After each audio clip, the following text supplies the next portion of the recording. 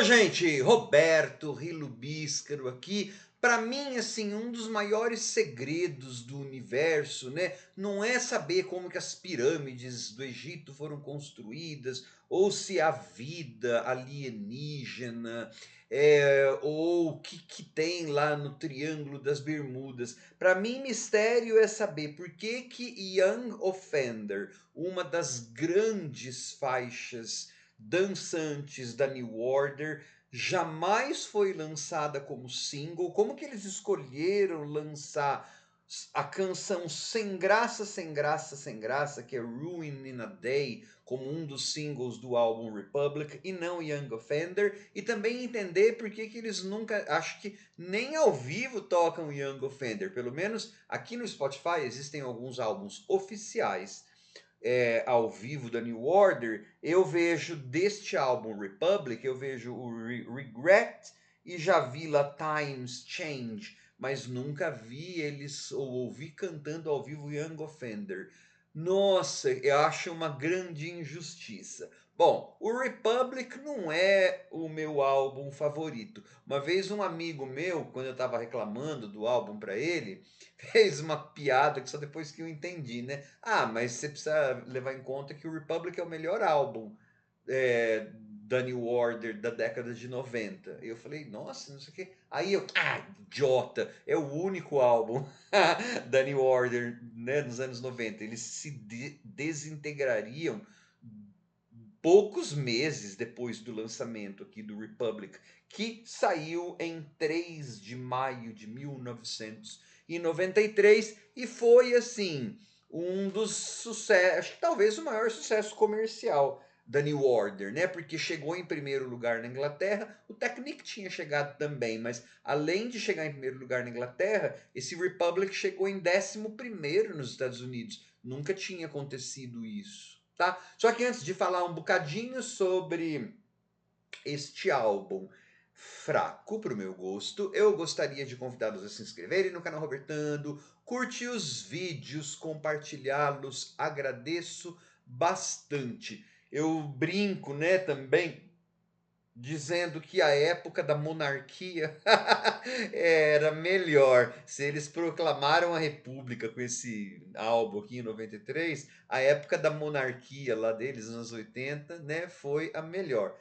Bom, é assim, gente.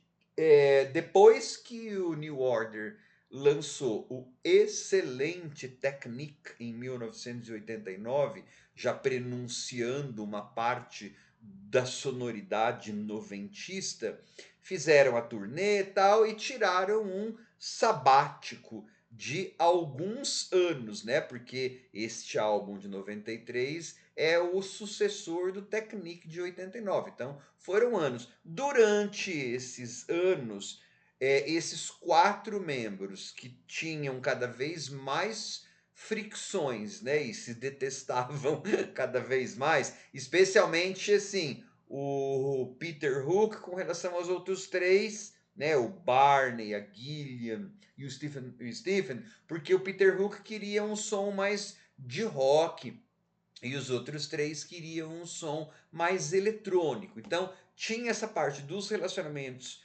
pessoais que estavam bastante desgastados, eles estavam exaustos com turnês, havia grandes problemas de abuso de substâncias, né, com relação a todos os membros, até a Gillian estava bebendo para burro durante a turnê do Technique, e ainda estavam fazendo, né, nesse período de 4 anos aí.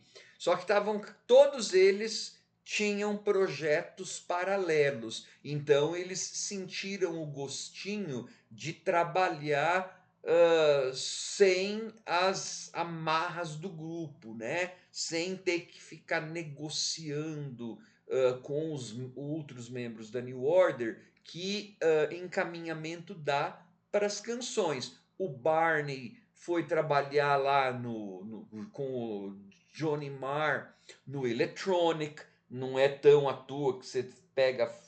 Eu acho que é o Times Change. Tem uma faixa aqui que lembra um pouquinho o comecinho do Electronic. Eu não me lembro qual que é, mas tem uma faixa que lembra o comecinho. O Peter Hook foi trabalhar lá com a sua banda. Eu não lembro se era a Revenge ou se era o Projeto Mônaco, que ele teve esses dois, não sei qual que estava rolando durante essa época.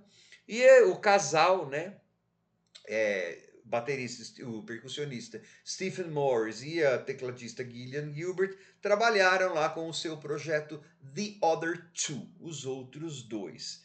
E outro, então eles estavam todos assim, com as suas vidas, só que as pressões da Factory Records para eles gravarem um novo álbum eram gigantescas, porque a Factory e o clube Hacienda, né, que era assim, o New Order era a maior estrela do selo do Tony Wilson, da Factory Records, e o selo era bastante bem mal administrado, né, financeiramente, e eles ainda tinham que dar conta dos prejuízos e toda a coisa que acontecia no clube Hacienda.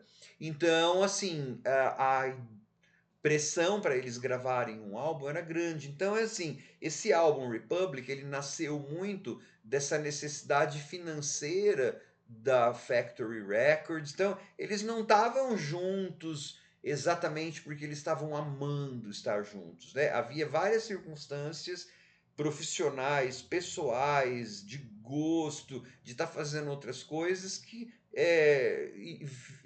iam contra, né, que esse álbum tivesse uma fruição e fluísse, né, uma fruição e uma fluidez criativa muito grande. Tanto é que, na verdade, embora a Factory Records precisasse desesperadamente desse dinheiro, esse álbum acabou nem salvando a Factory Records porque ela faliu antes do álbum ser lançado, né? Em 1992, a Factory Records fechou a porta e aí, tanto é que esse álbum aqui, o Republic, ele já saiu pela London, né? Que é uma das subsidiárias, acho que da Warner, não sei. Hoje em dia esse negócio aqui parece que é da Warner. Tanto é que quando a gente checa nas posições, nas paradas independentes, esse álbum, na Inglaterra, esse álbum já não conta mais, porque aqui eles estavam com uma major, uma gravadora mais comercial. Também eu acho que isso reflete no álbum, né? O som deles tá, desde a criação da banda, desde o primeiro álbum, o mais comercial de todos. É nada contra coisas comerciais, ou quem está em selo comercial. Depeche Mode, Pet Shop Boys, tantas outras bandas que sempre tiveram em grandes selos, fizeram, e gravadoras comerciais, né? Fizeram grandes álbuns, né? Aqui é que deu essa coincidência de ter um som que eu acho mais xoxo do que os outros álbuns. E outra coisa que tem que esse álbum também, eu acho que não é um dos melhores da New Order, é que eles costumavam se produzir, se autoproduzir. Aqui você tem o dedo do Stephen Hague, né? Que já trabalhara com Erasure, o próprio Pet Shop Boys, né? É por isso que tem em alguns pedaços aqui, se não me engano, em Chemical, que parece que começa meio com uma coisa meio rave, mas depois vai para uma coisa mais dance, assim. Tem hora que os backing vocals num determinado lugar parecia coisa dos Pet Shop Boys, né? Nada contra, amo Pet Shop Boys, mas aqui eu pego uma New Order que, sei lá, tem um pedaço que tá parecendo INSOC, Information Society, Peace and Love Incorporated, que é aquela canção que começa com o vocoder, né, meio Kraftwerk, parece, não sei o quê. Então é assim, já não para mim é a New Order menos incisiva e eu acho que o som que o Stephen Hague meio que impôs ao grupo, alguém impôs, ele já era meio datado e quadrado em 93. Você tem o Peter Hook, um baixista super carismático, né? O som do baixo do Hook é assim icônico. E o Stephen Morris que a gente mal percebe a presença deles nesse álbum. As programações de bateria, de percussão, são quadradonas na maior parte das faixas. Então, assim, você tem faixas aqui que são bem medianas, né? Eu já falei da Ruin in a Day. Você tem, sei lá, a faixa que termina o álbum, Avalanche, que é um instrumental. Quando a gente compara essa Avalanche com a outra instrumental Elegia do Low Life, nossa, dá até vergonha, né? E o nome da Avalanche não tem nada a ver, porque essa faixa não é uma avalanche, ela não tem força quase alguma. Eu não estou dizendo metendo boca no álbum, eu acho que não é um álbum horrível, porque a New Order não consegue fazer um álbum horrível, né? Só que ele é um álbum que não tem a força e a criatividade dos demais álbuns. E a New Order conseguiria fazer isso se ela tivesse íntegra, com vontade de gravar um álbum e dona do seu próprio nariz. Por que, que eu digo isso? Porque eu gosto muito da New Order? Não, porque tem Regret aqui. A faixa, a maldita faixa que abre o álbum, né? É uma das grandes faixas da New Order e tá dentro deste álbum, né? Ela tem uma melodia marcante, a gente percebe o trabalho, a gente percebe a personalidade, a marca d'água, Peter Hook, a gente percebe a guitarra do Barney Summer, a gente percebe aquela melancolia, né, que é marca registrada da New Order.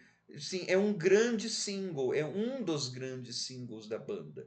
Só que depois eu não percebo essa marca d'água New Order em nada quase do álbum, né? Você pega a canção 2, World, que depois, quando saiu o single, Peter Hook odeia isso. Eles colocaram entre parênteses That's the Price of Love, porque é o que as backing vocals falam, né?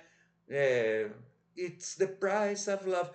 Essas moças, esse backing vocal, eu acho tão despersonalizado, e é isso que eu acho que uma boa parte do álbum é um som comercial no sentido assim, polido demais, quadrado demais, datado até, mesmo para 1993. Eu não estou falando datado em sentido de nós estamos em 2024. Essas coisas de programação de bateria, né? Então, assim, tem uma outra. Para quem tinha feito o Technique, né? Para quem tinha meio que. Tem uma faixa aqui que é uma coisa meio rave, né? Chemical, talvez, sei lá. Olha, gente, para quem. Aquela faixa que eu falei que abre com vocoder, tá? É o Spook. Eu acho que Chemical, que é uma coisa mais rave, né? Para quem fez Fine Time acabar aqui. Então, assim, é um álbum que, infelizmente, eu não consigo colocar como um dos grandes álbuns da New Order. Provavelmente é o meu menos bom álbum. E eu não estou falando que ele é ruim, tá vendo? Eu estou tomando cuidado porque eu não acho que seja ruim. Mas sei lá, né? O Times Change que tem o Barney achando que ele sabe fazer rap. O Neil Tennant dos Pet Shop Boys fazia, quando ele quer, ele faz bonitinho. O Barney não deu. E essa faixa eles tocam ao vivo, né? Eu não lembro, acho que eu nunca quis ouvir ao vivo nos álbuns. Ao vivo eu sempre pulo esses, né? Porque não é um grande álbum para mim, tá? Então é assim, no frigir dos ovos, o que eu acho Regret é a grande faixa, né? Acho que ela tá no nível dos grandes singles mesmo da New Order. Depois. E tem faixas que são até meio fillers, né? Que são, para mim, são só para preencher espaço. Everyone, Everywhere, Liar. Liar deve ser pro Tony Wilson, né? Porque fala. de alguém mentiroso que rouba o dinheiro, não sei o que, deve ser alguma coisa assim. Que pena, né? Por isso que eu abri falando que special, que eu falo special, não é nada special essa frase. Por isso que eu abri aqui falando que a fase monárquica era melhor do que a República, a programação da República deles não foi muito boa. Tem uma coisa que o Neil Tennant, do Pet Shop Boys, falou, que as bandas, e que tem a ver com esse negócio de República aqui, as bandas têm o seu período imperial, que é aquele momento, aquele tempo em que o que elas fazem é bom, o que elas fazem tá certo, o que elas fazem tá certo. A República literalmente marca assim o fim da fase imperial, né, da New Order. Eles lançariam álbuns bem melhores depois, né? O Music Complete, que é o último, é 2015. Nossa, vai fazer 10 anos já que saiu o Music Complete. É um ótimo álbum, mas já não é mais fase imperial, porque, né? Agora, o Republic, eles. Ai, eles bem que poderiam ter ficado meio quietos no Republic mesmo, porque assim, eles não davam vontade de gravar, né? Não foi. É, nem o tal do. Acho que só Young Offender e Regret que eu escuto. Nem o Word, That's the Price of Love, Can You Feel It? Tarará, eu não consigo muito, porque aquelas moças sem graça, aquele backing vocal sem graça, sem personalidade, né? Infelizmente. Programação República falhou aí. Tchau, pessoal.